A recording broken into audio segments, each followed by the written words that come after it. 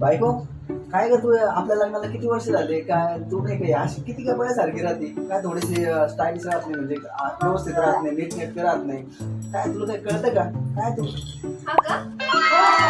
हा बोल ना हे घ्या. हे काय आहे? सोन्याचा हार सोन्याच्या बांगड्या पायातले पैंजण पैठणी आणि मेकअपचं सामान आणि हे कशाला तुम्हीच म्हटले ना तुम्हाला तुमचं तुला हे करण्यासाठी. अच्छा त्याच्यासाठी का अरे